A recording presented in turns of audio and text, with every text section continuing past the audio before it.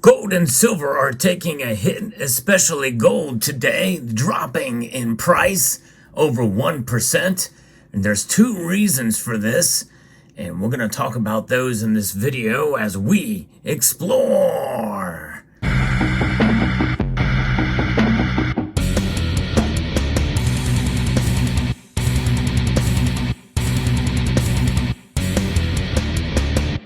That's right, gold and silver are getting hit again today. They got pummeled, especially silver on Friday. A lot of people feel that, it's really should be holding on to some of these highs, especially silver. But what goes around comes around, and what goes up must come back down. Could this be a consolidation? What's going on, what's happening here? I think that's the very first reason. I think what we're seeing is emotion is driving these markets, and we are in the holiday season, and that provides us the second reason. But before we get into those too much, we're going to go over the numbers and what gold and silver has done. If you enjoy content like this, where I can provide some analysis on the gold and silver and precious metal markets in general, I hope you will consider subscribing to the channel and pressing the thumbs up button if you find value in the content I provide here. And so what is going on with gold? Gold is down over 1% today. It took a bigger hit than silver did, which is somewhat unusual.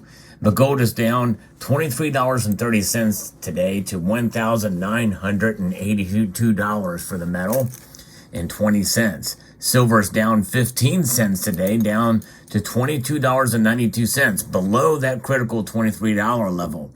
I think we're going to probably see it in this area and likely through the end of the year, but who knows? But platinum is down $6 and palladium is actually up, the only metal that's up today. And rhodium, believe it or not, is down as well, $50. The gold to silver ratio is hovering around 86.82, squeezing a little bit, but not by much, as we see these markets move. So what is some of the major media saying about this? Well, Reuters is talking about what the Bank of Japan is doing. Wall Street is edging higher.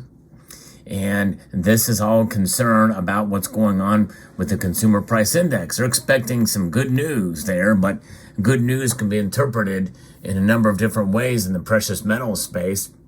And I think really no matter what happens, we may see these prices hover around in this area for that second reason. We'll talk again more about what's going on there. U.S. stocks moved higher and gold slid on Monday as investors looked ahead to crucial inflation data and the U.S. Federal Reserve's two-day monetary policy meeting that's happening this week. It's a busy day for central banks. The yen weakened for a second straight day as expectations faded for a less dovish policy pivot from the Bank of Japan. Yeah, the Bank of Japan may actually consider not doing anything and keeping rates the same, much as we are going to do here.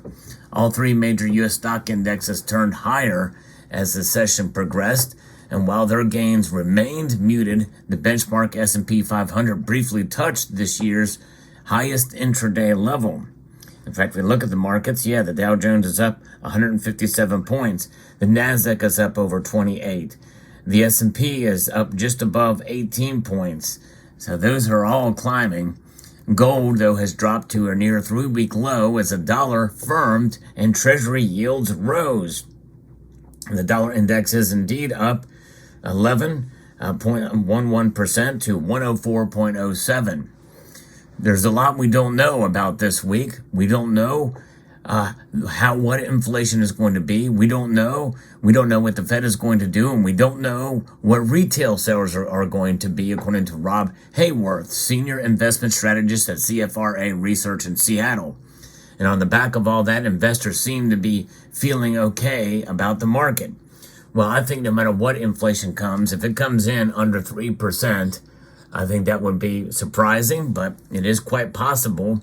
Because the chefs at the Cook the Books Club will do what they do best, and that very well could be something that could send us into a holiday season where the Federal Reserve is likely means that their policies are working, which means they'll leave rates the same. They're not going to cut no matter what.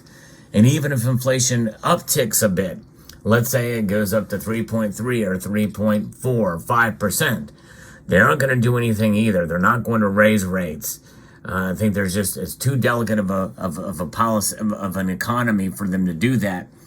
Because in spite of even what the official numbers may show, we know that in many areas, many important areas, inflation is really in still double digits.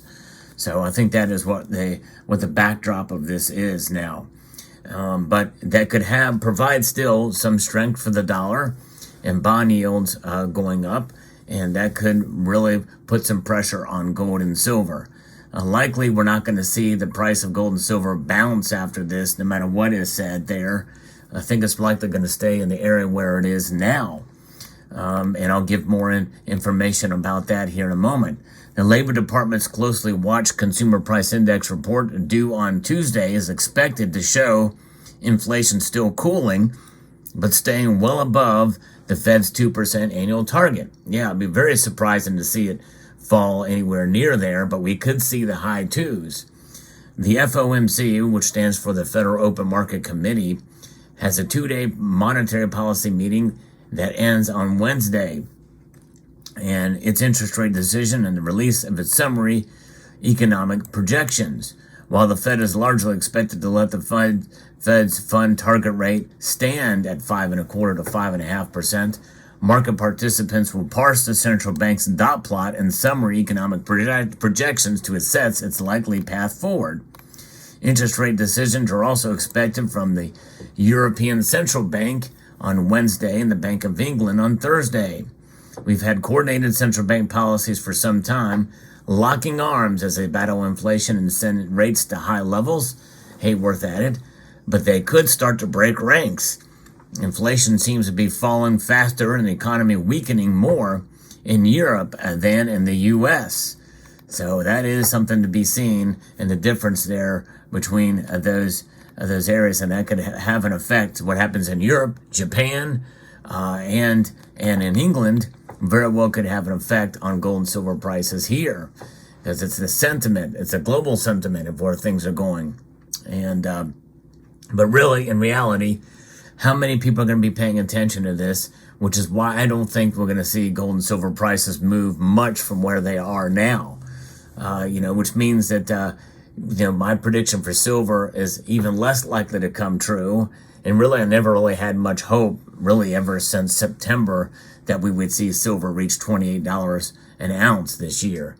When it got close to 26 recently, I still didn't have the biggest confidence that it would do so. So what's the other thing? What's the other factor here? Number one is, the Federal Reserve is not going to make any changes in their calculus, really no matter what the CPI numbers show. It would be very much a shocking situation to see that. And number two, an even bigger thing, is we are in holiday season, even more so in trends. And I think this is a point now probably where not many people are paying that much attention.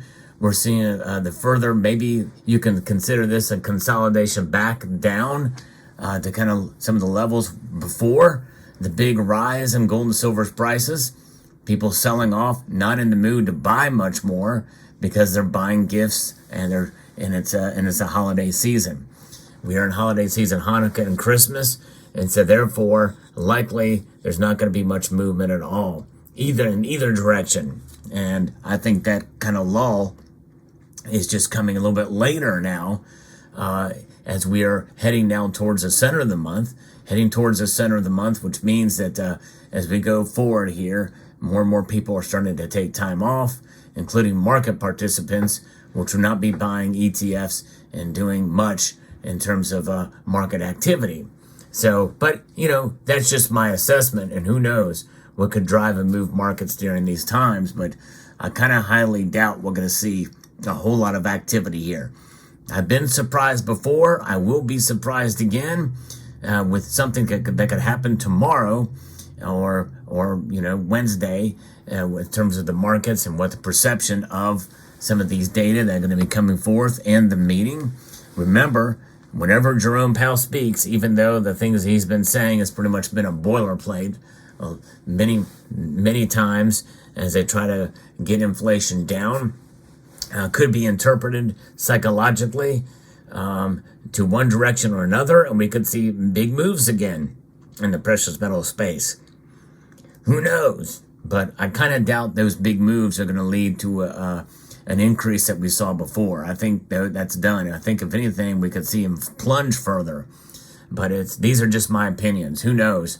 No one really knows, but we have some idea about what sentiment is like out there, and likely the Federal Reserve is not going to do much in terms of actual action here as we wait for the year to end. So fascinating indeed. And again, looking back to those job numbers that were released that really started sending the precious metal markets plunging, part of that data has now been interpreted and kind of seen that a lot of those jobs went to the federal government. The federal government is the nation's largest employer, which is absolutely the exact opposite of what it should be. And there's a lot of federal jobs out there. And so they're robbing Peter to pay Paul, essentially, is what's happening here. The government's getting bigger, and the private sector is getting smaller, shrinking to some degree, especially for smaller businesses, and that's not good. It's not good in multiple different arenas and areas. Some of these bigger businesses that have consolidated some of these smaller businesses go down. That's going to be a massive hit to the economy. And when the economic situation should be really local, and the more localized the economy is, the better, and that spreads more organically and more naturally. But nonetheless, this is the world we live in these days, so we'll see how it plays out. But gold and silver down again today, but nonetheless, I think we're going to see them stabilize at this point. Let me know what your thoughts are in the comment section down below. Hope you found this video informative, insightful, and educational. Would like to extend a multitude of gratitude to each and every one of you for taking the time to watch, and to encourage you to please rate, share, comment, and subscribe.